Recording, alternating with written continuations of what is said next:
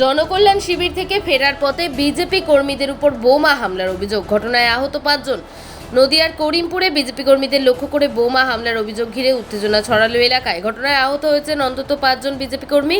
স্থানীয় সূত্রের খবর, করিমপুর 2 নম্বর ব্লকের সাহেবপাড়া এলাকায় জনকল্যাণ শিবির থেকে বাড়ি ফেরার পথে বিজেপি কর্মীদের উপর হামলা চালানো হয়। অভিযোগ, দুষ্কৃতীরা তাদের লক্ষ্য করে বোমা ছোড়ে। বিস্ফোরণে কয়েকজন গুরুতর জখম হন। আহতদের উদ্ধার করে প্রথমে নদীডাঙ্গা প্রাথমিক স্বাস্থ্য কেন্দ্রে নিয়ে যাওয়া হয়। পরে তাদের শারীরিক অবস্থার অবনতি হওয়ায় বহরমপুর মেডিকেল কলেজ হাসপাতালে স্থানান্তরিত করেন চিকিৎসকেরা। খবর পেয়ে ঘটনাস্থলে পৌঁছায় থানার পুলিশ। ঘটনার তদন্ত শুরু হয়েছে। হামলার জেরে এলাকায় উত্তেজনা ছড়িয়েছে। স্থানীয় বিজেপি নেতৃত্বের অভিযোগ, তৃণমূল আশ্রিত দুষ্কৃতীরাই এই হামলার সঙ্গে জড়িত।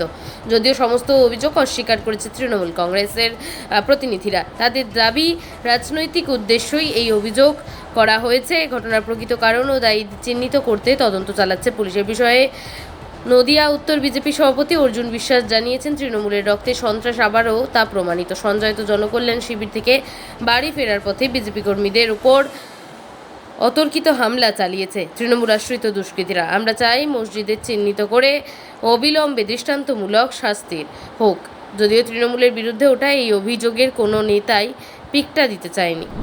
এই ঘটনাটা বলতে গেলে তখন দুপুরবেলা আমার সঙ্গে ওদের দেখা হয়। আশরাফুল ছিল এবং সঙ্গে যে আমাদের রবিউল ছিল, যিনি মার খেয়েছেন।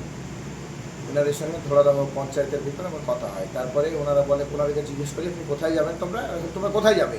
তখন ওনারা বলে আমি একটু বিডিও অফিসে যাবো। দিয়ে আমার সঙ্গে ওরা করিমপুর পর্যন্ত যায়।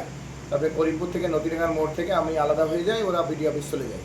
তারপরে বিডিও অফিস থেকে ফেরার পথে নাকি ওরা যেটা আমাকে বললো যে ওরা আমাদের এই প্রাক্তন মণ্ডল প্রেসিডেন্টের বাড়ির সামনে তৃণমূলের কিছু গুন্ডা বাহিনী এবং মানে ওই এদের দেখতে পাই, মানে মেম্বারদের।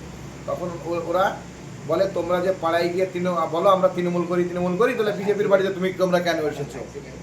এরকম একটা কথোপকথন হয়। তখন এই কথোপকথনটা হওয়ার সময় ওদের সঙ্গে একটু ঝামেলা হয় নাকি বলে। তারপরে সেই ঝামেলাটা হওয়ার পর ওরা বাড়ি চলে যায় যথারীতি। বাড়ি যাওয়ার পর ওরা বাড়িতে ওদের যে গ্রাম সাহেবপাড়া ময়নাতলা পাড়া বলছে, সেখানে ওরা গিয়ে বসে। তখন নাকি তৃণমূলের গুন্ডা বাহিনী এবং মেম্বাররা নাকি বোমবাজি করে। কিন্তু আমি তো দেখিনি, জাস্ট আমি ওদের মুখ থেকে শুনেছি এই পর্যন্তই। আপনার পরিচয়?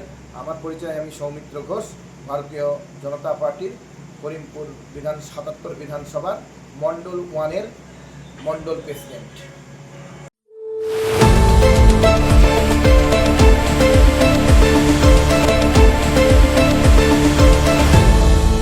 আপনারা দেখছেন এই বেলা বাংলা, শিরোনামে সবার আগে।